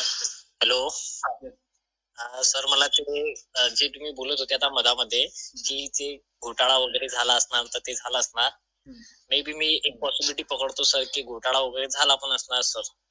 कारण की प्रत्येक एक्झामचे रिझल्ट आल्यानंतर जे अनसिलेक्टेड कॅन्डिडेट असतात सर ते असा आवाज उठवतातच सर की घोटाळा वगैरे झाला असणार, हे झालं असणार, ते झालं असणार. ठीक आहे, पण 2016ला मी एक्झाम दिली होती, तुम्हाला सुद्धा माहित आहे, आणि मी त्यावेळेस 1 मार्काने एक्झाम राहिली होती माझी, हे तुम्हाला मी सांगितलेलं आहे अगोदर. महावितरणचीच एक्झाम, राईट? 2016 भरती. ज्युनियर असिस्टंट अकाउंटंटची एक्झाम दिली होती आणि ती 1च मार्कांनी राहिली होती माझ्या. तर मला असं सांगायचं 2016ची लिस्ट अजून सुद्धा माझ्याकडे आहे सर. Great great. हा, तर त्याच्यामध्ये सर काहीच चेंजेस नाहीये सर आताच्या लिस्ट मध्ये आणि त्या लिस्ट मध्ये. फक्त त्याच्यामध्ये इतकाच चेंजेस आहे की त्या खाली साईन होती फक्त IBPS महावितरणच्या एका अधिकाऱ्याची सर. बाकी स्कोअर तिथं पण डिक्लेअर केलेला नव्हता. 3 दिवसानंतर सर आम्हाला पर्सनल कॅन्डिडेट लॉग इन येऊन प्रत्येकाचे पर्सनल स्कोअर शो झाले होते सर. त्यामध्ये IBPS असं करत नाही सर की लिस्ट मध्ये स्कोअर कधी पण हे करत नाही. आता बाकीच्या एक्झाम मध्ये केलं असणार तर ते मला आयडिया नाही सर, पण महावितरणचं मी स्पेसिफिकली याच पोस्ट साठी सांगत आहे सर की 2016ची लिस्ट माझ्याकडे अजून पण आहे. जे बाकी ग्रुपवर वगैरे वगैरे करत आहे, काल रात्री मुलगा सारखं 2 दिवसापासून हे करत आहे की घोटाळा वगैरे झालाय, हे झालाय, ते झालाय. मी त्याला 2016ची PDF दाखवली, मग तो मला माफी मागायला लागला की नाही माझ्याकडनी चुकी झाली दादा. मी आता असे म्हटलं तुला अगोदर तू स्वतः क्लिअरिफिकेशन करून घे. नाही असणार तशी चुकीची माहिती स्प्रेड करू नको की घोटाळा झालेला आहे, हे झालेलं आहे, ते झालेलं आहे. हे कधी घोटाळा नसला, कारण की IBPS प्रत्येक गोष्टीचा रेकॉर्ड ठेवत असतो. हे बँकिंग करणाऱ्या प्रत्येक स्टुडंटला माहित आहे. बरोबर. करेक्ट. आणि त्यांनी कधी मनात आणलं आणि की कोणाला त्यांनी फायर करायचं मनामध्ये आणलं तर उलट केस होऊ शकते त्याच्यावर. ते पण फौजदारी स्वरूपाची केस होऊ शकते की हे आम्हाला असं बदनाम करण्याचा प्रयत्न करत आहे म्हणून. बरोबर. सो जे बाकी अनसिलेक्टेड कॅन्डिडेट आहे त्यांना मी फक्त बेस्ट विशेष देऊ शकतो सर. आणि जी माहिती जेन्युइन खरी आहे तर ती तुम्ही शेअर करा. आणि त्या माहितीचं काही हे नाहीये, म्हणजे त्याला काही प्रूफ वगैरे नाहीये, तर ती शेअर करून विनाकारण बाकीच्या मुलांची डोकं खराब करण्याचे काम करायला नको सर. बस इतकंच बोलणं आहे. Right right right. आणि ह्याच्यामध्ये आपण असं पर्सनली ॲज अ टीचर म्हणून मला पण काही कमेंट करणं योग्य वाटणार नाहीये, कारण मला असं कोणत्या स्टुडंट्स मी तुम्हाला अगोदर सांगितलंय की आपल्या इथं एक फॅकल्टीज होती म्हणजे महाराष्ट्रामध्ये कट सर होते, त्यांनी ते कमेंट केली नाही. अमोल आगरकर जे स्वतः महाडिस्कॉम मध्ये इंजिनियर आहे, त्यांनी सुद्धा सांगितलं की याच्यामध्ये घोटाळा होण्याचे चान्सेस खूप कमी आहे. आणि माझं कंटिन्युअसली बोलणं राहायचं एक्झिक्युटिव्ह इंजिनियर महाडिस्कॉमचे, तर त्यांनी सुद्धा सांगितलं की हे ट्रान्सपरन्स एक्झाम आहे, यांना कधी घोटाळा करायचा असतं तर ही एक्झामच ऑफलाईन घेतली असती म्हणे यांनी. सरळ विषय हा आहे. आणि त्यांनी सुद्धा सांगितलं की 78 ला त्यांनी सुद्धा एक्झिक्युटिव्हची जी एक्झाम होती ती IBPS ने आमची कंडक्ट केली होती आणि आम्ही ऑनलाईन एक्झाम देऊनच इथं इथपर्यंत पोहोचलेलो आहे म्हणे. आता 78 ची जी एक्झाम आहे सर ते सांगू शकत नाही, IBPS ने ट्रान्सपरंट घेतली होती. तर मग आता महावितरण मध्ये असं काय झालं की त्यांनी घोटाळा केला वगैरे वगैरे, आणि मी याची माहिती सुद्धा काढली. टीव्ही झाल्यानंतर डॉक्युमेंटेशन साठी बोलवलं होती. टीव्ही झाल्यानंतर ती जी लिस्ट आहे ती कॅन्सल होणे या रिवाइज होणे हे खूप इम्पॉसिबल गोष्ट होऊन जाणार सर. हे जे मुलं करत आहे, जे बाकीच्या अदर क्लासचे मी नाव नाही घेऊ इच्छित सर, पण जे पण करत आहे ते तुम्हाला सुद्धा माहित आहे सर. माहित तर आहेच, बट आता त्याला आपण काय करणार? आता आपल्याला सगळ्यांना घेऊन चालायचं आहे, प्रत्येकांना.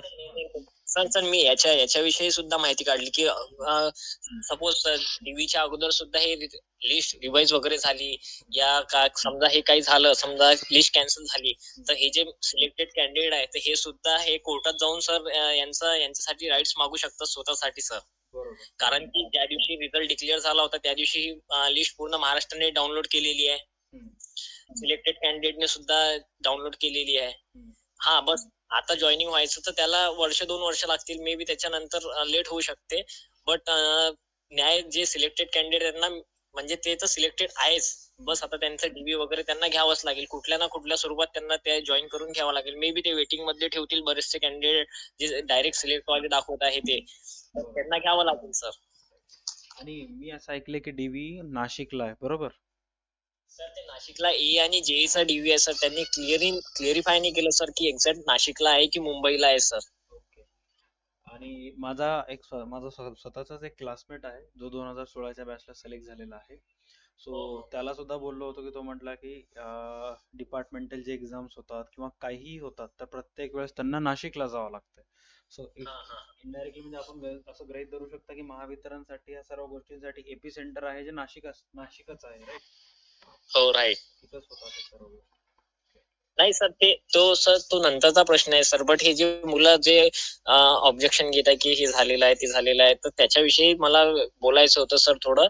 आणि जी मुलं म्हणत आहे ना की जी लिस्ट गायब झाली होती आणि त्यांनी काढली होती, तर ती काढली नव्हती. न्यूजपेपरवाल्यांनी सुद्धा ते जे न्यूज होती ती हे केली होती, कव्हर केली होती, पण त्यांनी त्याच्यामध्ये दिलं होतं इफ पॉसिबली एक वर्ड दिलेला होता. मुलांनी वाचताना ते व्यवस्थित रीड नसणार केलं न्यूज.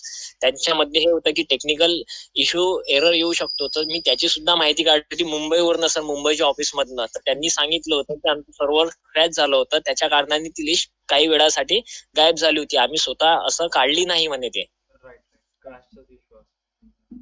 नाही स्क्रॅच झाली होती सर त्यांची साईट, कारण की JEE आणि आपले ज्युनियर आमचा असिस्टंटचे एक सोबत रिझल्ट लागल्या कारणाने इव्हिनिंग पासून सर्व मुलांनी त्या साईट वर व्हिजिट करायला स्टार्ट केलं होतं सर.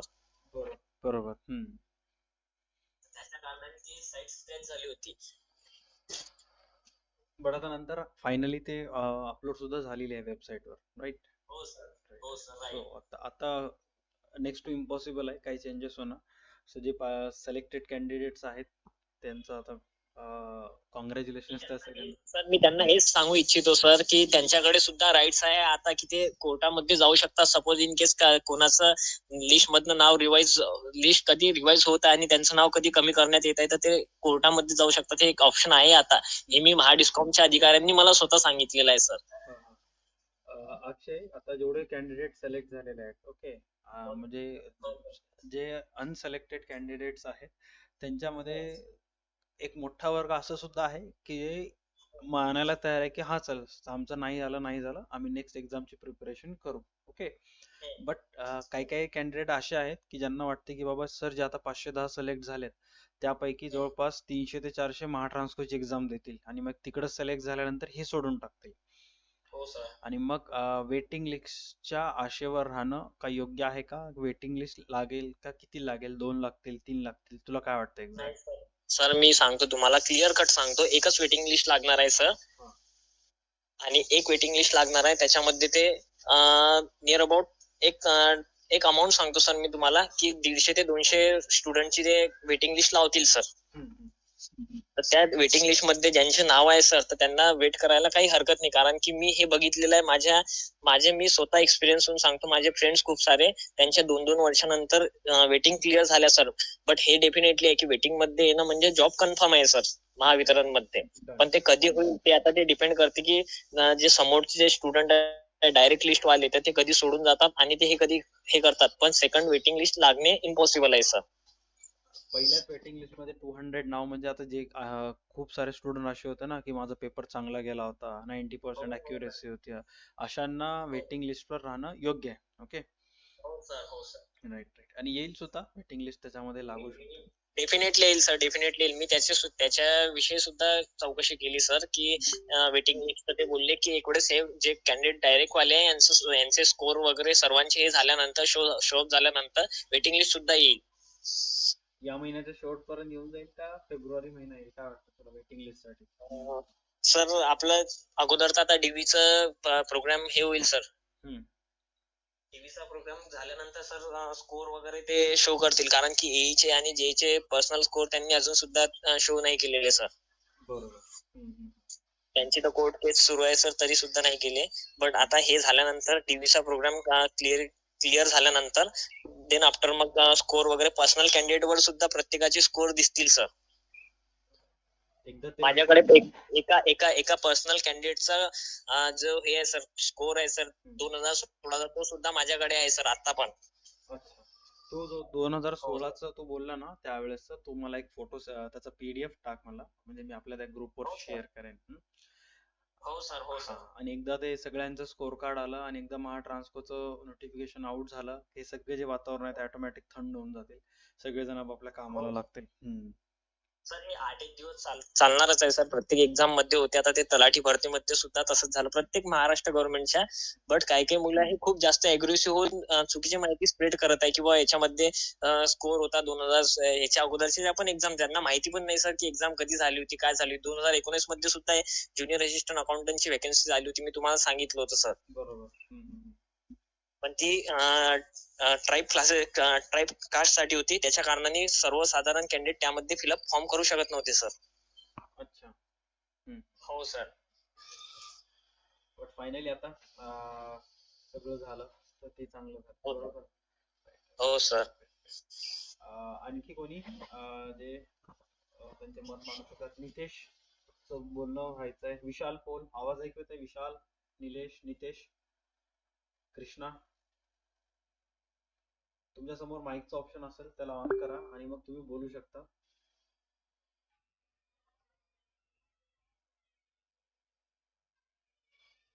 हा सर, मी विशाल पोळ बोलतो. आवाज येतो सर? हा, येस विशाल बोला. विशाल काय रँक आलाय तुमचा? सर माझी 112 रँक आहे. ओके. विशाल ही फर्स्ट एक्झाम आहे का याच्या अगोदर आणखी कोणती एक्झाम दिली होती तुम्ही? सर मी बँकिंगचे देतो. तर गेल्या वेळेस बँकिंग सोबत मग असं आयबीची, परत एनपीसीआय आपल्या न्यूक्लिअर पॉवर वगैरे असं येतील ते देत होतो. मग त्याचे फायनल रिझल्ट पर्यंत गेलो पण कधी झालं नाही फायनल. ही फर्स्ट आहे म्हणजे फायनल. ओके. आणि कुठून प्रिपरेशन करत होता, म्हणजे तुम्ही कुठं होता क्लासेसला एक्झॅक्ट?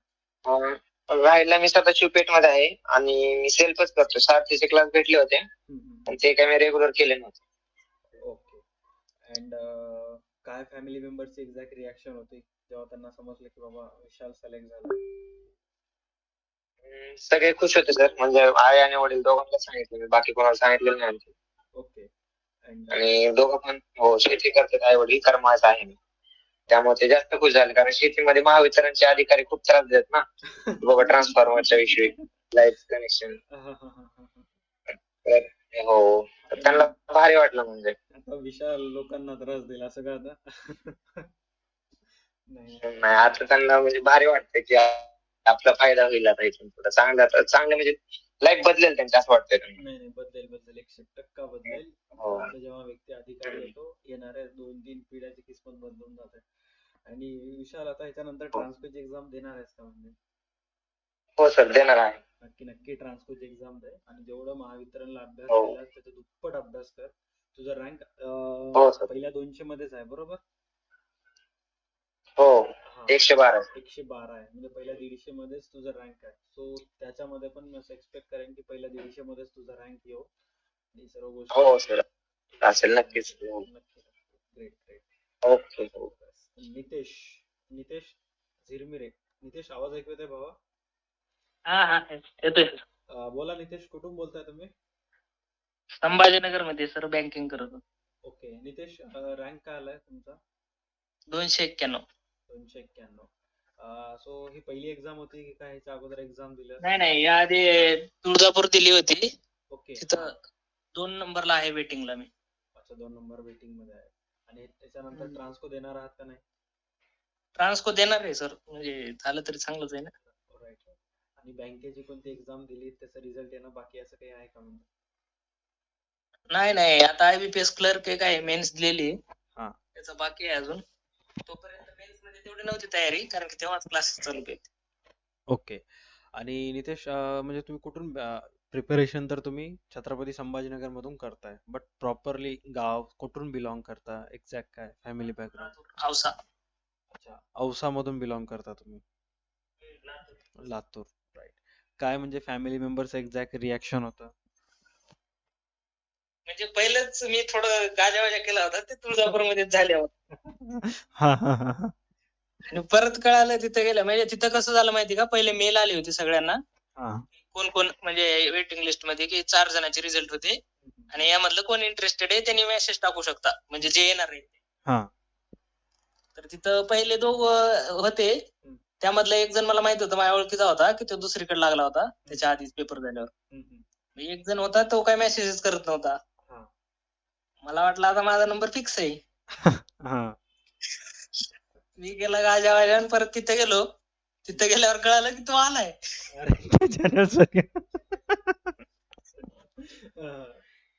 मग गेलो तिथं, डॉक्युमेंट व्हेरिफिकेशन झालं आणि मग त्याला भेटली जॉईनिंग. आम्ही एकाच क्लासचे होतो. अच्छा. जाऊ दे, पण फायनली इकडे झालं ते चांगलं झालं ना. ते तुळजापूर पेक्षा तुला असं वाटत नाही हे चांगलं आहे? दोन्ही पण जवळ होतं मला, ते पण जवळच होतं, एक 10-15 किलोमीटरच्या आसपास. अच्छा. हे पण जवळच भेटेल असं होईल. लोकेशन जवळ होते. राईट. तुळजापूर औसा म्हणजे किती 50-60 किलोमीटर येईल का? लातूर जिल्ह्यामध्येच येते ना औसा? हो आमच्यापासून तुळजापूर जवळ आहे. अच्छा, तुळजापूर जवळ आहे तुमच्यापासून. तुळजापूरला औसाला म्हणजे ते कुमारस्वामी महाविद्यालय औसामध्येच आहे का? हो औषध. अँड खूप चांगलं वाटलं नितेश, तुमचा स्वभाव एकदम चिल रिलॅक्स आहे. आणि जर सपोज मला असं विचारायचं होतं की सपोज जर ह्याच्या एक्झाम मध्ये सिलेक्शन झालं नसतं तर मग काय ऑप्शन काय होतं तुमच्याकडे दुसरं? मी आता 7 फॉर्म भरलेले आहेत आदिवासी विभागचे. अच्छा.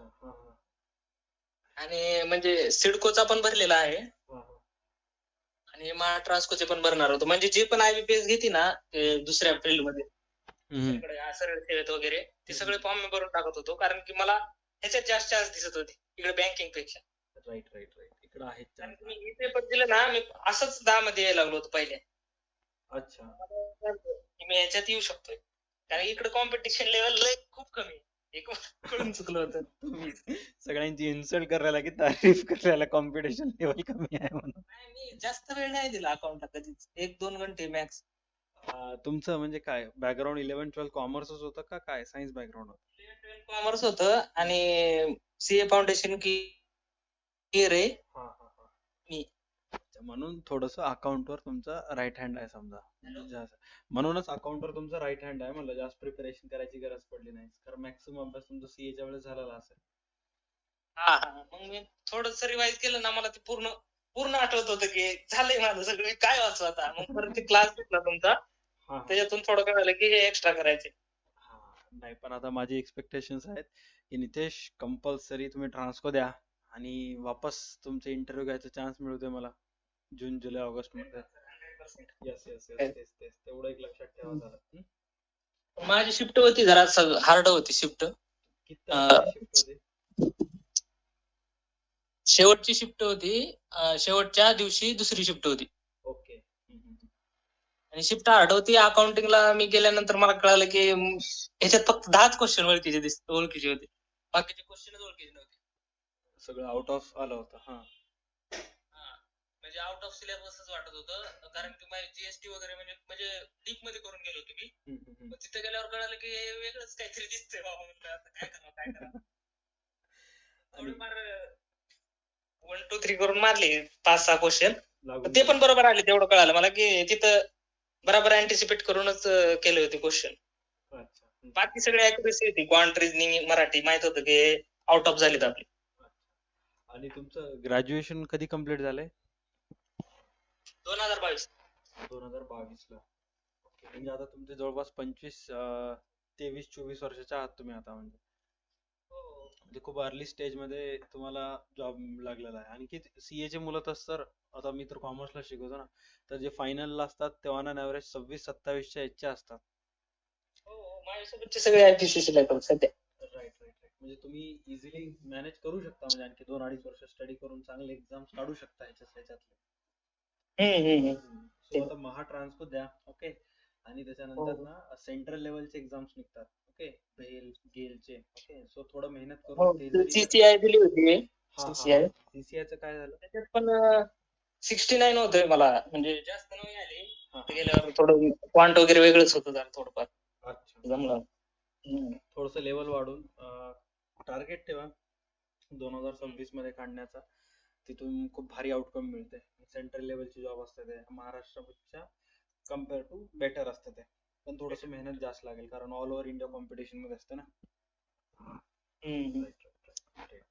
नितेश, खूप भारी सर तुमची हेल्प झाली बरं का, पण भरपूर हेल्प काहीच नसते. तुमची मेहनत असते. तुम्ही एवढं फाउंडेशन तिथे अभ्यास केला. आम्ही फक्त काय मार्गातले साथीदार असतो, मार्ग दाखवणारे बस. बाकी पूर्ण मेहनत तुमची असते. चांगलं आहे. आणखी कोणाला त्यांचे थॉट्स शेअर करायचे?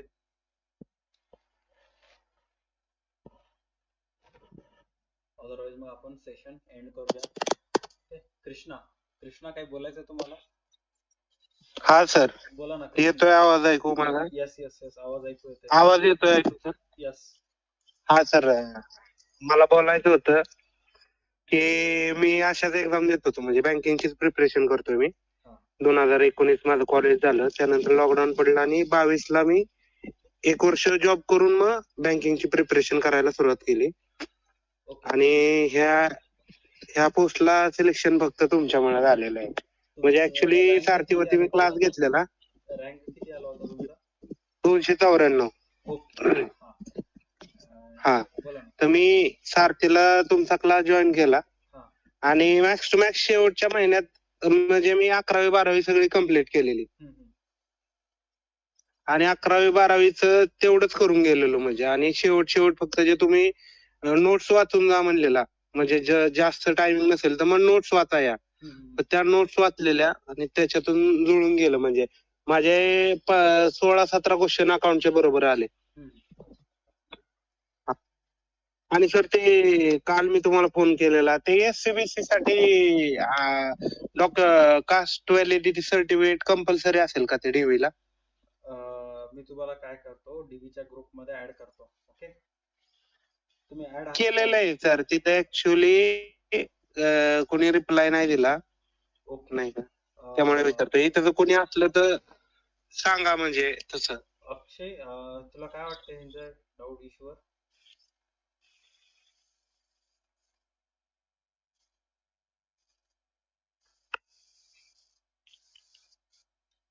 अक्षय. हा सर. हा, त्यांचं काहीतरी डाऊट्स आहे डॉक्युमेंटेशनशी रिलेटेड. तुम्हाला कसला सर? कृष्णा, एक वेळेस आणखी डाऊट विचारा ना तुमचं. माझं ते एससीबीसी तून सिलेक्शन झालेलं आहे. मग ते मला डॉक्युमेंट, माझं एससीबीसी तून सिलेक्शन झालेलं आहे. मग तिथं दिलेलं आहे त्या GR मध्ये की डॉक्युमेंट व्हेरिफिकेशनच्या वेळेस तुम्हाला कास्ट व्हॅलिडिटी सर्टिफिकेट लागेल. मग ते मला एससीबीसी चं सर्टिफिकेट, कास्ट व्हॅलिडिटी सर्टिफिकेट DVच्या वेळेस लागेल का ते नंतर जमा केलं तरी चालतं? ते आपल्याला टाइम नंतर जमा केलं तरी चालतं. एक 6 महिन्यांचा वेळ देतात ते. 6 महिन्यांचा वेळ देतात आणि ऑफिस मधनच तो मेमो देतात ते राईट करून की यांना काय म्हणतात आपलं कास्ट व्हॅलिडिटी देण्यात यावी, कारण की कॉमर्सच्या स्टुडंटला डायरेक्ट कास्ट व्हॅलिडिटी भेटत नाही. तर त्याच्यासाठी ते ऑफिस मधनं एक मेमो देतात की हे इथं आमच्या इथं सिलेक्ट झालेले आहे आणि यांना कास्ट व्हॅलिडिटी देण्यात यावी.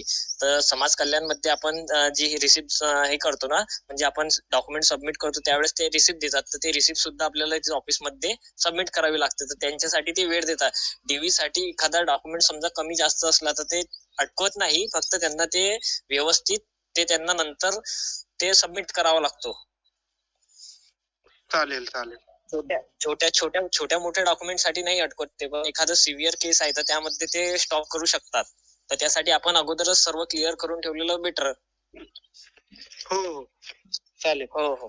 आणि सर माझा भाऊ पण आहे म्हणजे MSTB मध्ये, तर त्या म्हणत होता की तुमचे एखाद्या वेळेस म्हणजे जर इन केस डॉक्युमेंट व्हेरिफिकेशन तुमचे झोनल ऑफिसला पण होऊ शकतात, म्हणजे तुमचे झोन ऑफिसला पण होऊ शकतात. राईट. आता त्या 2014 लागलेला आहे. म्हणजे त्या म्हणत होता की माझं डॉक्युमेंट व्हेरिफिकेशन माझं बारामतीला झालं. ते आमचं झोनल ऑफिस पडतं सातारा, सांगली आणि सोलापूर. मग ते इन केस तिथं पण होऊ शकतं. हो. ते पण मला माझ्या मित्रांनी सांगितलं होतं जो महावितरण मध्ये लागलेला आहे. तर त्याने मला हे सुद्धा सांगितलं होतं की तुमचं झोनल ऑफिसला सुद्धा होऊ शकतं म्हणे. तर ते पण एक पॉसिबिलिटी आहे. पण होऊ शकतं. म्हणजे मला आता माझा भाऊ म्हणला की तिथं पण होईल. मग ते त्या दिवशी मी बघितलं साईट वरती की त्या इंजिनियरचं कॅन्डिडेट सिलेक्ट त्यांची नाशिकला डीव्ही होता. राईट. कृष्णा, त्याच्याशी रिलेटेड काही ना काही अपडेट्स तुम्हाला ना साधारण किती दिवसांनी म्हणजे डीव्ही होईल? डीव्हीची तारखा जाहीर झालेल्या आहेत ना. फर्स्ट वीक मध्ये होऊ शकतो. पॉसिबिलिटी खूप जास्त आहे नेक्स्ट मंथच्या फर्स्ट वीक मध्ये, कारण की ते मॅडम आता नव्याने रुजू झाल्या ना, तर त्या मॅडमनी लगेच ए आणि जेईचे जे हे आपले डीव्ही आहे तर ते त्यांनी डिक्लेअर केले. आपला प्रोग्राम नेक्स्ट वीक मध्ये या त्याच्यानंतरच्या नेक्स्ट वीक, पण जो फेबचा जो फर्स्ट वीक आहे त्यामध्ये खूप जास्त पॉसिबिलिटी आहे ते होण्याचे. काही पण जेव्हा अपडेट येईल तर सरसगट सगळ्यांनाच येईल ना. ते वुमन रिझर्वेशन मधून सिलेक्शन झालं तर वुमन रिझर्वेशनचा कास्ट म्हणजे सर्टिफिकेट काढावं लागतं का? हो, सर्टिफिकेट काढावं लागणार तुम्हाला. त्याचं सर्टिफिकेट तुम्हाला मेंडेटरी ते ठेवावंच लागणार. त्याच्यासाठी ते डीव्ही मध्ये ऐकून नाही घेतील तुमचं की तुमच्याकडे सर्टिफिकेट नाही, तर ते हेच विचारतील की तुमच्याकडे सर्टिफिकेट नव्हतं, तुम्ही फॉर्म कसं काय फिलअप केला होता मग. ठीक आहे.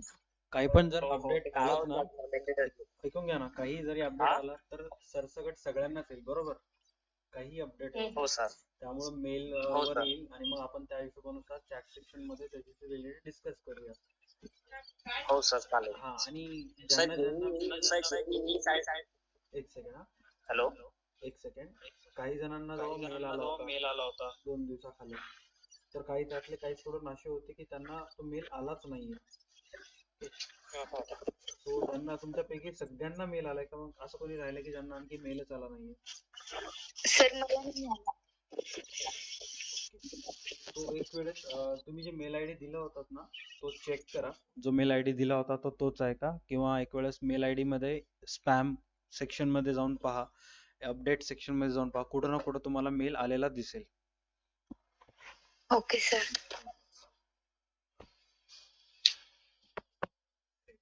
So thank you so much guys. तुम्ही वेळात वेळ काढून, सॉरी गाईज म्हणल्याबद्दल थँक्यू सो मच सर्व अधिकारी साहेब आणि मॅडम, तुम्ही कनेक्ट झाल्याबद्दल. So hello sir. हा, बोला ना सर. एससीबीसी साठी कास्ट व्हॅलिडिटी काढावीच लागेल का मग आता काढायला टाकायला वगैरे? एससीबीसी साठी का? हा एससीबीसी. अक्षय, काय वाटतं तुला याच्याशी रिलेटेड? सर, त्यांनी फॉर्म मध्ये यस केलं असणार तर त्यांना काढावी लागणार सर, बट ते अशी काढू नाही शकत सर. ते गेल्यानंतर त्यांना कॉमर्सचे स्टुडंट आहे तर ते फक्त सायन्स आणि इंजिनिअरिंग वाल्यांना अलाउ करतात कास्ट व्हॅलिडिटी सर. तर आता त्यांच्याकडे एक ऑप्शन आहे सर की ज्यावेळेस डीव्ही होईल ना त्यावेळेस त्यांना सिच्युएशन सांगून सर ते एक मेमो देतील ऑफिस कडनं सर, तर त्यावेळेस ती कास्ट व्हॅलिडिटी निघेल सर. हो सर. थँक्यू. आणखी आणखी काही डाऊट्स डॉक्युमेंटेशन हॅलो सर, मी आकांक्षा. बोला बोला ना. सर, नॉन क्रिमिनल 2025 ची असली तर चालेल ना? हॅलो. अक्षय नॉन क्रिमिलियर एक्सपायर नसणार झाली तर चालेल आणि डोमिसाईल जस्ट काढली आहे 2025 हा, तर तर- चालेल. तर मग चालून जाईल ती. माझी एक्झाम नॉन क्रिमिलियर एक्सपायर झाली. तर मला सांगितलं होतं माझ्या फ्रेंडने की ओल्ड पण आणि न्यू पण आता जी मी काढणार आहे त्या दोन्ही पण सोबत ठेवायच्या. एक सेकंड हा. अक्षय म्यूट करून अनम्यूट आवाज किती आता अक्षय तुझ्याकडनं अनम्यूट कर आणि मग एक्सप्लेन कर. सर, ओल्ड आणि न्यू समजा एक्सपायर झालेली असणार नॉन क्रिमिलियर तर ती ओल्ड आणि न्यू दोन्ही पण ठेवावे लागतात सर सोबत, कारण की ती न्यूज घेतात आपल्याकडनं, पण फॉर्म भरायच्या वेळेस जे आपण नंबर टाकला होता ना नॉन क्रिमिलियरचा तर ते त्यांना ते दाखवावं लागते सर. ओके. हॅलो. येस आवाज हॅलो. ऐकत अक्षय आणि जेवढे हो सर. आणि मला सर मला एक सांगायचं आहे सर की ज्यांच्याकडे रेशन कार्ड वगैरे पण असणार त्यांनी ते सुद्धा सोबत ठेवावं लागणार, कारण की खूप साऱ्या महाराष्ट्र गव्हर्नमेंटच्या एक्झाम मध्ये खूप साऱ्या कॅन्डिडेटला रेशन कार्ड सुद्धा मागितलं होतं. खूप साऱ्या नव्हतं मागितलं, बट त्यांना कुठं डाऊट झाला तर ते मागू शकतात की तुमचं रेशन कार्ड मध्ये नाव आहे का. त्यांना कुठं डाऊट असं त्यांना असं रेज झाला तसं. बॅकअप म्हणून तुम्ही ठेवू शकता सोबत. हो बॅकअप म्हणून ते ठेवणं सर मेंडेटरी राहणार सर.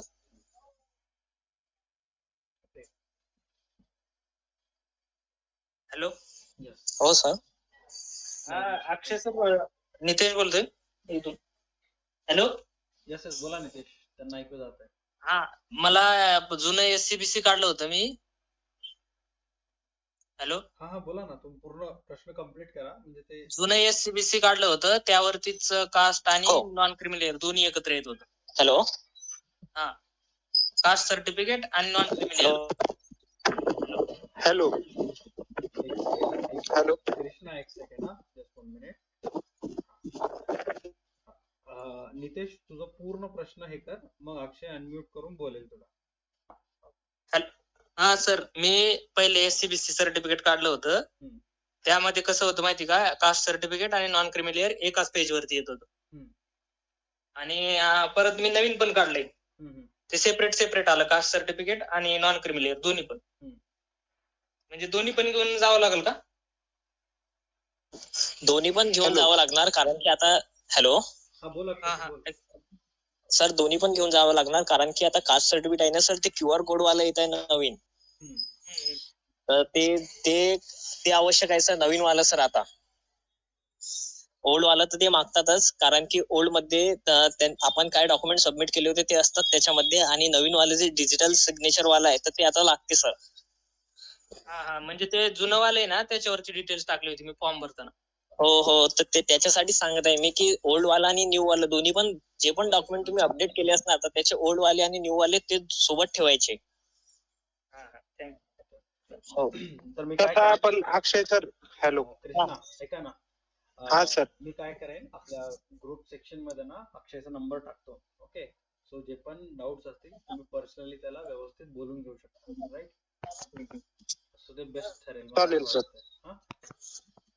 चालेल. ग्रेट. विवेक एक लास्ट कॅन्डिडेट आहेत, त्यांच्याशी बोलून मग आपण बाकी गोष्टी ठरवू. विवेक, आवाज ऐकू येतोय? सर. हा बोला. हा सर, मी 14 ऑगस्टला माझं निघालेलं आहे, म्हणजे इश्यू डेट आहे ना ह्याच्यावरती SCBCच्या सर्टिफिकेट वरती 14/8/2024 आहे. पण ते नॉन क्रिमिनल आणि ते सर्टिफिकेट दोन्ही एकत्रच दिले एका पेज वरती, सेपरेट नाहीये दिलेलं. मग पुन्हा काढावं वगैरे लागेल. सर. हा बोला कृष्णा, तुमचं पण डाऊट होऊन जाऊ द्या. सर, तसा GR आहे गव्हर्नमेंटचा की 28 जून नंतर ज्या आधीचे जे सर्टिफिकेट आहेत ना, माझं पण तसंच आहे ऍक्च्युली. मी ते काल सगळे GR चेक केले, तर त्याच्यात दिलंय की ते वैध आहेत, म्हणजे ते लिगल आहेत, ते चालणार आहेत. ते गव्हर्नमेंटनेच इश्यू केलेले आहेत सर्टिफिकेट, ते चालणारच आहेत. पण जसं अक्षय सर म्हणतायत ना की तुम्ही नवीन पण काढून ठेवा, तर ते काय वाया गेलं जाणारच नाहीये ना, मग नवीन पण काढून ठेव, पण ते जुने ते व्हॅलिड आहेत ऍक्च्युली सर्टिफिकेट. जून नंतरच आहे म्हणजे ऑगस्ट मध्ये आहे ते इश्यू. चालेल ते पण. ओके तेच म्हणतो. मी पण नवीन GR काढलेलं टाकतो असलं, ग्रुपवरती. मी काय बोलत आहे, नवीन काढलेलं असलं तर समजा त्यांनी तुम्हाला सांगितलं तिथं टीव्ही मध्ये की तुम्ही एखादं डॉक्युमेंट हे आहे हे तर हे वेगवेगळं करून आणा, तर तुम्हाला पुन्हा एक चक्कर होणार मुंबईला, तर त्याच्यासाठी अगोदर काढलेलं बेटर राहणार.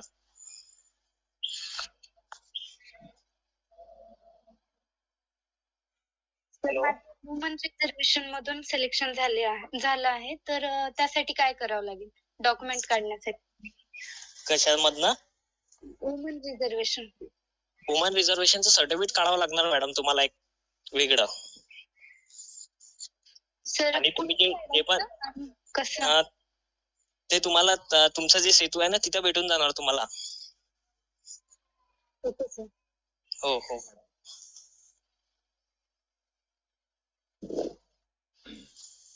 राईट.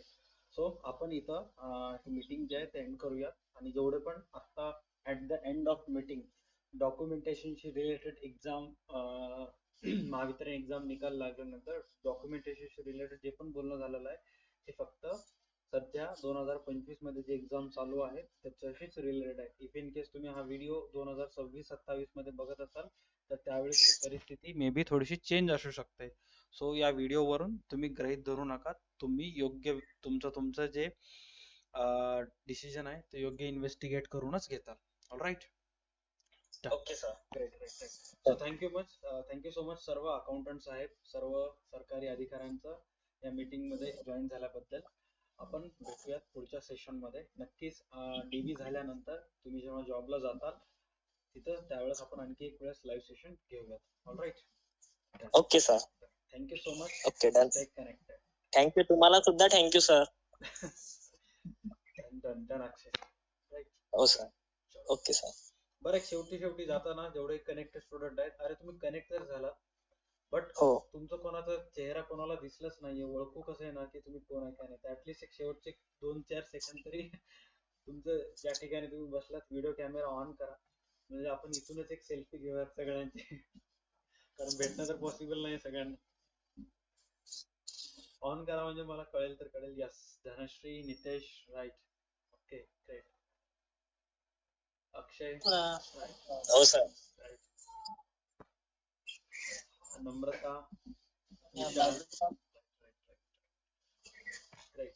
रवीना, पूजा, दिव्या, मोनिका. अक्षय, मी तुला इतकं बोललो पण आज फर्स्ट टाइम मी तुला बघतो माहिती आहे 1 वर्षानंतर. सर मी तुम्हाला बोललो तर मी तुम्हाला भेटायसाठी येणार सर तिथं. नक्की पण भेटायसाठी आल्यानंतर तू ओळखशील मला, मी तुला ओळखू शकणार नाही ना. सर तुम्ही बघितलं ना सर मला आता. हा, आता बघितलं, आता लक्षात राहील मला तो आता live. Guys, thank you so much. Thank you sir. Thank you so much. Screenshot घेतो मी. राईट. आणि म्हणजे टेलिग्राम ग्रुपला सेंड करतो, म्हणजे फायनली सेशन बद्दल माहिती मिळून जाईल सर्वांना. Okay sir. चलो, ग्रेट. Thank you so much. भेटूयात नेक्स्ट सेशन. Thank you sir.